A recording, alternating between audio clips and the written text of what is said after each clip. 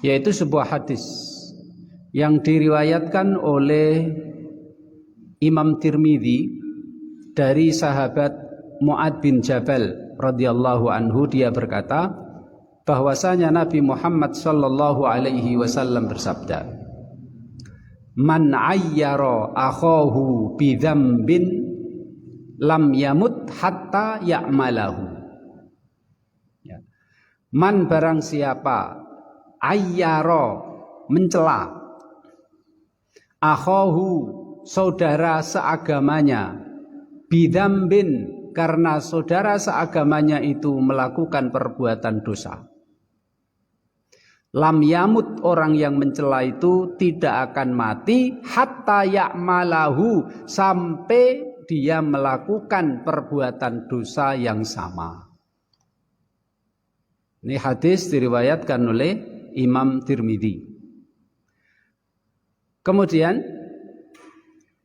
seorang ulama yang bernama Ahmad bin Mani'. Ini sebagian ada yang mengatakan ini ucapan Imam Ahmad, tapi bukan Ahmad bin Hambal, tapi seorang ulama, yaitu gurunya Imam Tirmidzi, namanya Ahmad bin Mani'.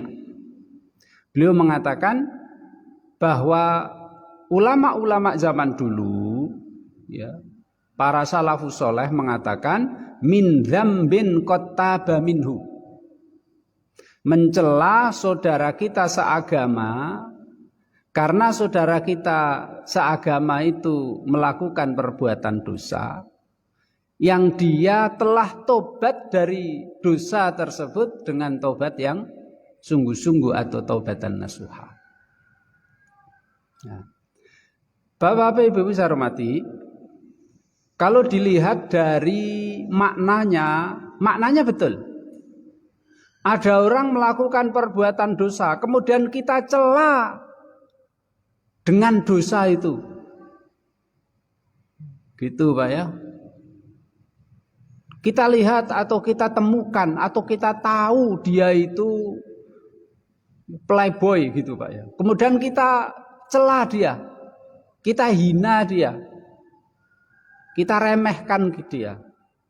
Kita cacat dia dengan perbuatan dosa itu. Alah dasar playboy. Nah gitu.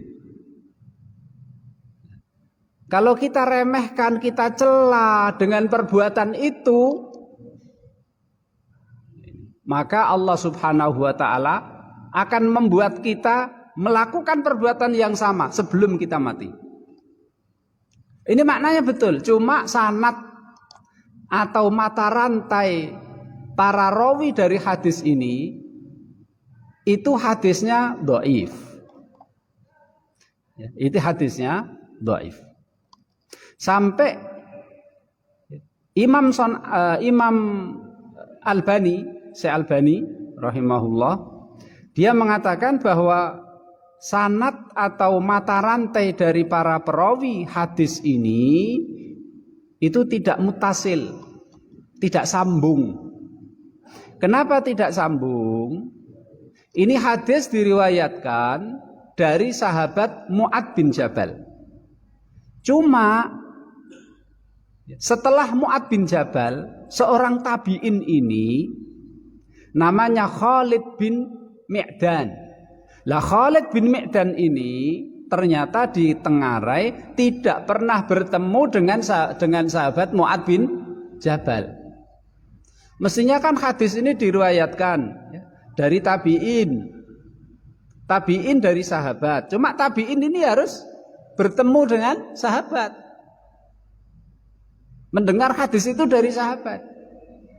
Lah ini yang namanya Khalid bin Mi'dan, seorang tabi'in ini ternyata diketahui tidak pernah bertemu dengan Mu'ad bin Jabal, bahkan tidak sezaman dengan Mu'ad bin Jabal. Makanya Syekh Albani mengatakan hadis ini dhaif karena mata rantai sanadnya terputus. Tabi'in yang meriwayatkan hadis ini dari sahabat yang bernama Khalid bin Mi'dan ternyata tidak pernah bertemu, bahkan tidak hidup sezaman dengan sahabat Mu'ad bin Jabal. Cuma kemudian imam akhirnya Imam Tirmidzi yang mengatakan hadis ini dhaif, kemudian beliau mengatakan hadis ini naik grade-nya menjadi hasan karena dikuatkan dengan hadis yang lain. Imam San'ani, ya ulama kontemporer yang dalam kitab Subul Salam yang sering saya sebut itu, orang ulama Yaman, dia mengatakan dia mengakui dan menyetujui ya hadis ini hasan karena dikuatkan dengan hadis yang lain. Kemudian Imam Baghawi, Pak, ini termasuk ulama zaman dulu, ya, beliau Imam Baghawi ini malah ketika menyebutkan hadis ini dhaif karena Khalid bin Ma'dan tidak ketemu, tidak sezaman dengan sahabat Mu'ad bin Jabal, maka hadis ini dhaif. Tapi beliau dalam kitab Syarhus Sunnah beliau menyebutkan hadis-hadis yang menguatkan. Nanti saya sebutkan apa hadis yang menguatkan. Kemudian Imam Baghawi, Pak, yang sebutkan saya tadi dalam kitab Syarhus Sunnahnya, beliau menyebutkan beberapa hadis ini biar jelas, Pak, ya, biar bisa kita mantep meyakini makna yang ada dalam hadis tersebut. Hadis yang pertama. Ya. Hadis diriwayatkan oleh Imam Tirmidzi. Ya. Imam Tirmidzi mengatakan hadis ini hasan. Apa itu? Dari sahabat Wasilah bin Asqa. Dia mengatakan Rasul sallallahu alaihi wasallam bersabda, "La tudhirus syamatata li akhika fayarhamuhullahu wa yabtalika." Jangan kau menampakkan rasa senang ketika saudaramu itu melakukan perbuatan kesalahan. Saudaramu salah, saudaramu kena musibah, malah mbok syukurno, mbok tepuki. Alhamdulillah Mas kowe. Saudaranya melakukan perbuatan dosa malah dia senang. Alhamdulillah. Ya, syukur. Kalau kita senang, Pak, ada saudara kita melakukan perbuatan dosa, kita malah senang tepuk tangan. Fayarhamuhullah. Bisa saja nanti Allah akan merahmati saudaramu itu, dia tobatan nasuha, kemudian Allah Subhanahu wa taala menjadikanmu, mengujimu sehingga kamu melakukan perbuatan dosa yang pernah dilakukan oleh saudaramu yang kamu tepuki, kamu senangi. Nah, ini hadisnya hasan, hadisnya bisa dipakai. Ini yang menguatkan hadis tersebut. Kemudian hadis yang kedua, Pak. Enggak hanya hadis itu yang menguatkan, hadis yang kedua. Ya. Hadis ini diriwayatkan oleh Imam Ibnu Hibban. Ya. Ulama kontemporer ahli hadis Syekh Albani mengatakan hadisnya sahih. Terus ulama kontemporer ahli hadis Syekh Syu'aib Arnaud mengatakan hadisnya sahih. Apa itu? Hadis diriwayatkan, Imam Bukhari juga meriwayatkan hadis ini, tapi bukan dalam sahihnya, tapi dalam kitab Adabul Mufrad. Dari sahabat Nabi, yaitu Sulaim bin Jabir al-Hujaimi. Sulaim bin Jabir. Jarang, Pak, ya, belum pernah dengar, baru ini kali. Sulaim bin Jabir al-Hujaimi. Dia mengatakan, saya suatu hari mendatangi Nabi karena musimnya dingin, Rasul menggunakan bajunya untuk dibuat menghangatkan badannya, diselimutkan ke badannya. Dan baju beliau itu ada renda-rendanya. Ya, kayak sajadah gitu, Pak, ya. Lah renda-rendanya itu sampai menyentuh kakinya, telapak kakinya. Renda-rendanya ya, renda-rendanya. Kemudian saya bertanya, "Ya Rasulullah, ausini, minta wasiat Rasul." Sahabat itulah, Pak. Itulah bedanya kita sama sahabat, ya, Pak. Sahabat itu yang diminta dari Rasul itu, Rasul minta wasiat untuk saya gunakan untuk pedoman hidup saya. Kalau kita kan enggak. Kalau seandainya Rasul ada, mungkin kita tidak. Rasul minta wasiat, enggak mungkin ya. Rasul minta duit paling gitu ya.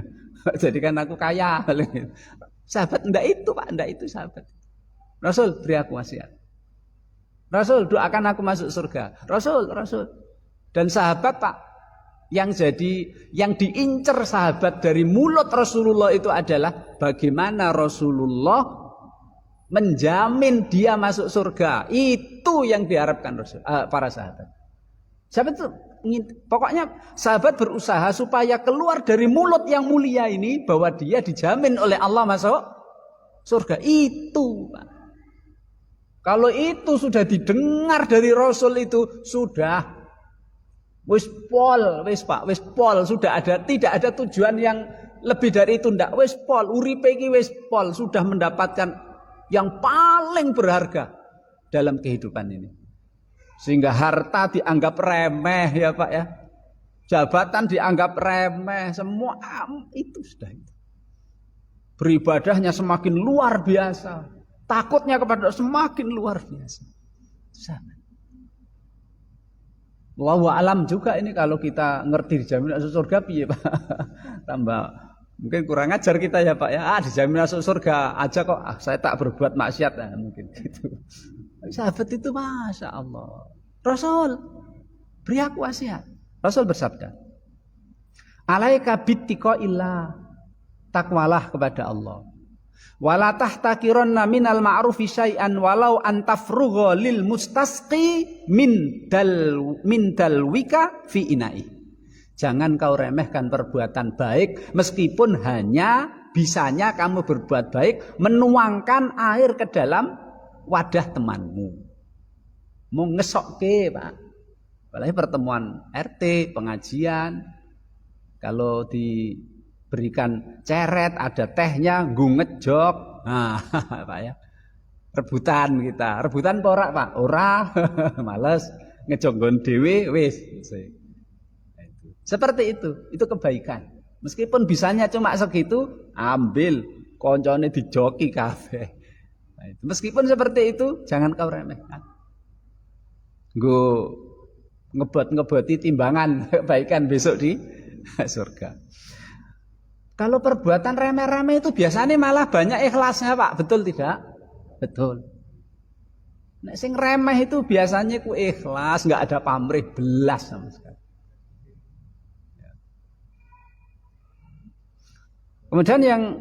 Kemudian dilanjutkan wasiatnya Rasul.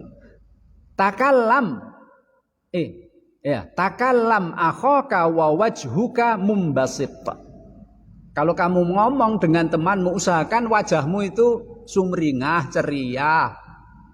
Ya. Jangan cemberut, ngomong karo kancane cemberut.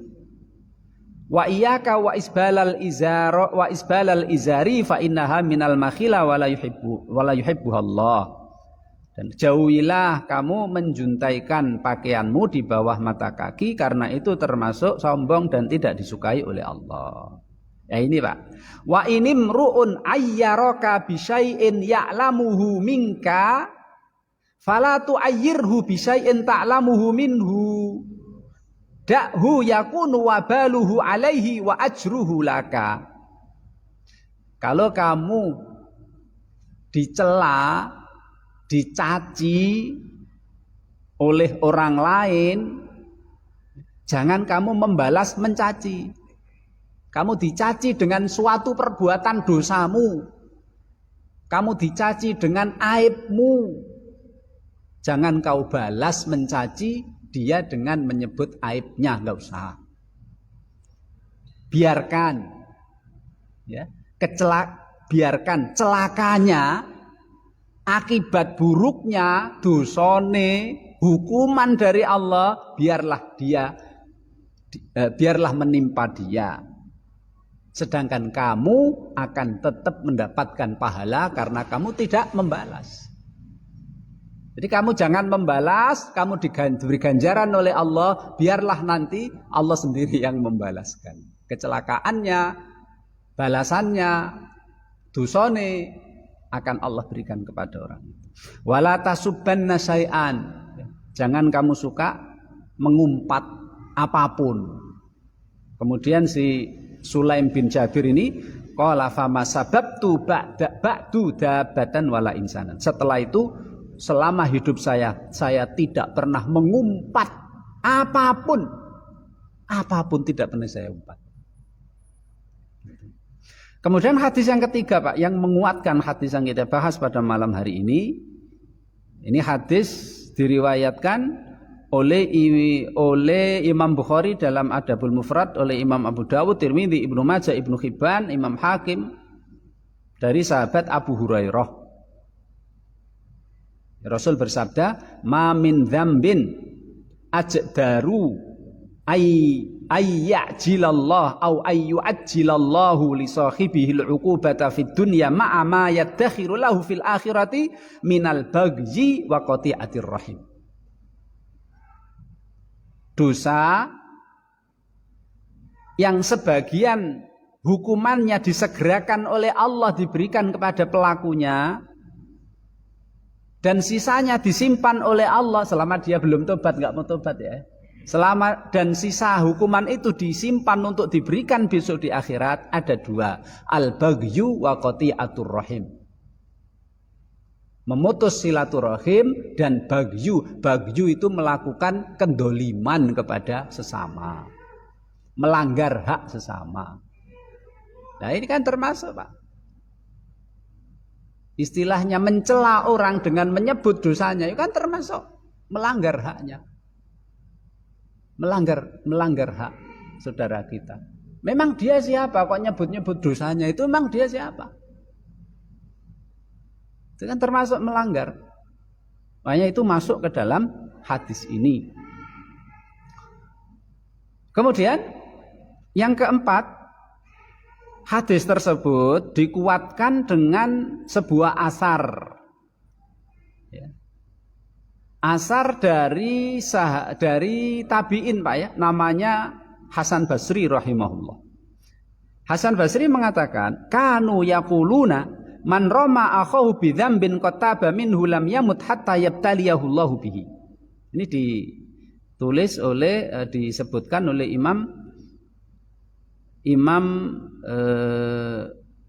Al-Qari ya, Imam Qari dalam kitab Faidul Qadir syarah Jami' Shaghir. Hasan Basri mengatakan, kanu mereka itu siapa? Sahabat. Kalau seorang tabi'in mengatakan mereka itu adalah sahabat.